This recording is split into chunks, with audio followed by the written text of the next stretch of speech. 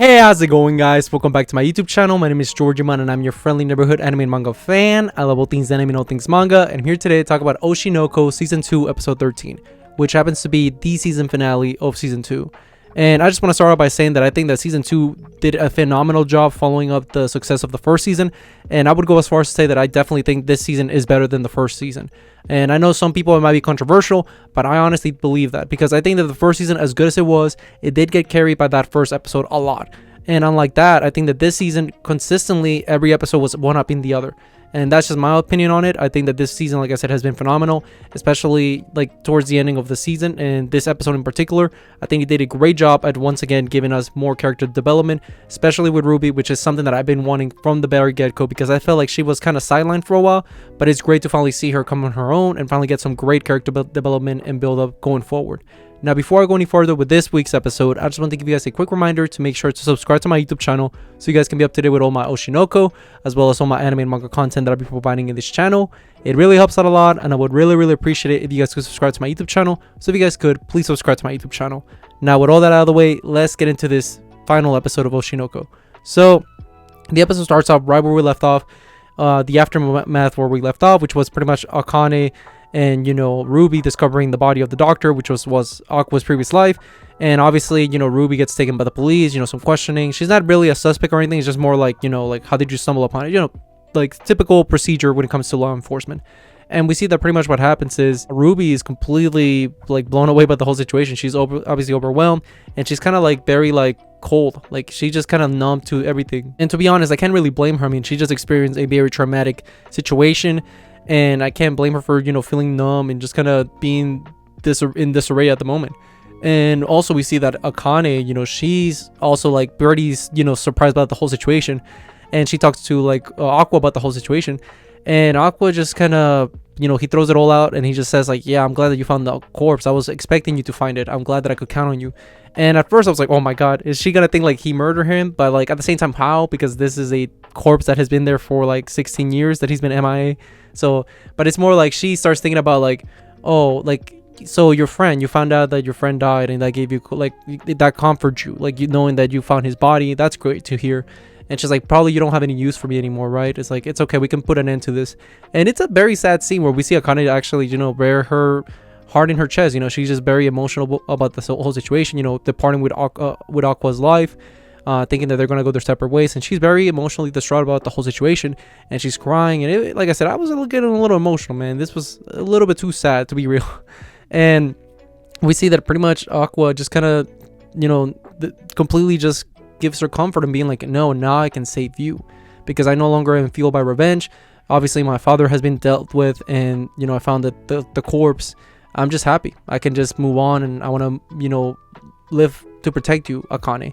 And it was a very nice scene. So right now, Kana boys, I'm one myself, we're suffering right now, but don't worry, this was round 1. We're gonna bounce back in round 2 and 3 and 4 and so forward. Okay, don't give in. As long as a man's copium is real, Kana will win, all right? But what happens is, after that, we see that pretty much as Ruby's wandering around, she stumbles upon like this little girl, the one that's kind of overseeing the whole situation, kind of like the one she got introduced a couple episodes ago. And we see that this girl is just talking to Ruby's like, as Ruby's being haunted by Ai's death and the doctor's death. This girl's like, hey, yeah, like, you probably thought that it's over, huh? Like, you finally found the body. Like, but what's crazy? That body of the doctor was actually the same doctor that was, taking care of Ai Hoshino. So, like, isn't that surprising that both of them died the same day, or they were taken care of? He was murdered the day that she gave birth. Isn't that, like, poetic? And I think Ruby starts piecing it together. She's like, okay, what are you trying to get at? It's like, yeah, the culprit is like, I remember seeing like the stalker talking to a young guy in his college years. It's like, what about that guy? It's like, oh, I don't know. Like, that's for you to decide. So it's like this entity is telling Ruby, like, go out there and chase it. Like, find who killed your mother. And, I'm very skeptic of who this person is. In my opinion, I think it's like a ghost, or like, I don't know, a god. I mean, they got reincarnated. So like, obviously gods in this world, this universe of Oshinoko, couldn't be too surprising. So that's just my theory I'm throwing out there, that she's either a ghost or some kind of like god or something like that. But continuing on, we see that Kana is not enjoying herself, because she's like, oh man, we're gonna shoot this video, it's gonna be cold, but I'm gonna wear this like summer outfit and it's gonna suck. And it was like, yeah, indeed that did happen, where we see that she's shooting this video and she's freezing, it's terrible, and I feel bad for her. But continuing from that, we see that pretty much as the music video keeps being shot, you see that Ruby's being very distraught about everything. You know, everything's been kind of hitting her at once, and it finally seems to be, you know, snapping. Like it looks like Ruby's gonna snap, because we see that pretty much as she's thinking about Ai's death and, you know, the doctor's death, it's like this criminal is out there living like carefree, like that's not right. And she starts thinking like, it's like I need to like put an end to this no matter what. And you see her crying, and my interpretation of the scene is like, I think that she understands like she has to go in this dark path. Then she needs to go like that Aqua route, where the revenge and all that. And I think that she's being overwhelmed about the idea of like potentially murdering somebody or trying to be somebody attempt to revenge, because we always know that Ruby's a very kind-hearted person. However, how kind-hearted can she be, you know, when push comes to shove? And, you know, after all this, everything that's come into light, I think that she's finally hitting her breaking point, and it's very fascinating and a case study to see what does it take a person to finally snap. And I'm very curious to see how Ruby's development goes forward in the future. But continuing with that, we see that pretty much the girls are, you know, they're rehearsing, they're finishing their rehearsals, they finish finally the music video, and the editor's like, okay, just give me some time, I'll get it, you know, edited by the BFX team and the CGI and all that, and, you know, give us like a month and you'll have your music video. And also the director herself, she's like, yeah, I actually want to enjoy editing this video because this video has been awesome.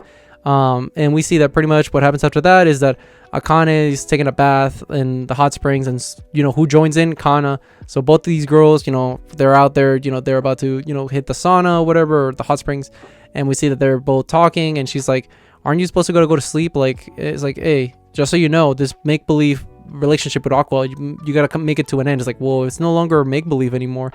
And she's like, wait, what? Kana's like, what? And she's like, yeah, actually, it's no longer like that. And Akane proceeds to leave, but not before telling her that, you know, that Kana heard that she got a movie role, so that makes you know, Kana makes her more doubting herself, you know, her ability, because she's like, wow, you're making big movies now. And Akane is like, no, it's not even a big movie, but it's like, no, don't flatter yourself, like, you're great, you just gotta ride the wave, because if you don't, the business is gonna eat you up, so do your thing. But as Akane leaves, you know, Kana is like very sad about it. She's like, man, like, she's taking my man. And how the episode ends is we see pretty much all of the crew, they go to this shrine, and, you know, they're praying their respects and all that. And as they're praying for their respects, you see you know, their wishes. They were like, oh, I wish for us to be successful, I wish for, you know, this and that. And you see that Ruby's wish is for Aqua to find the person that killed their mother and kill him. So you see that she's tapping to that dark side. And how the episode after that concludes is where we see this epic music video with the B Komachi group, and the editing was great. I think the animation went stellarly in this scene. I think they always killed it when it comes to animation, but this particular scene was awesome. Like it was a bop. All right, I'll say it. It was definitely a bop. And pretty much after that, it's like you see that apparently half a year has passed by, and now they're going to be second years, and Kana and Akane are going to be third years in high school. And, you know, Aqua's like, hey, as long as we continue pursuing our dreams, we're gonna reach our goals no matter what, or something like that. And how the episode ends, there's also a post-credit, because that's where the real episode finally ends, which is that we see this female, you know, just in the woods bleeding to death. And who's there? Aqua's father, Aqua and Ruby's father, and he's there. He's like, oh, I told you to be careful. And it's very obviously that he murdered her. He's running amok, and I'm seeing a lot of dead flags. I see that he can either be Ruby, Akane, or Kana, one of them dying, because, like, I don't trust this guy. Anytime he shows up, he gives me the creeps, and he's definitely giving me the aura of, like, you know, a very intimidating, you know, final villain to the story. And if he's anything like Aqua, imagine if Aqua went full-on villain, like murder. Not like the content that he's running right now, like, I mean full-on murder, like an Anakin, full Darth Vader. That's what his father's giving me vibes right now. So I'm very curious to see him, and, you know, if anybody actually dies, because I can see Akane dying, I can see Kana dying, even Ruby potentially. So many options. And overall, I think that this season was fantastic, and I can't wait for season 3 whenever it does come. But yeah, what did you guys think about this final episode of the season, and what did you guys think about the season overall as well? Whatever you guys thought, let me know in the comment section down below. Also, thank you so much for sticking all the way to the end of the video. I really appreciate it. And don't forget to like, comment, and subscribe to my YouTube channel for more Oshinoko, as well as more anime and manga content in the near future. But yeah, with all that being said, I hope you guys have a great rest of your day. Bye bye.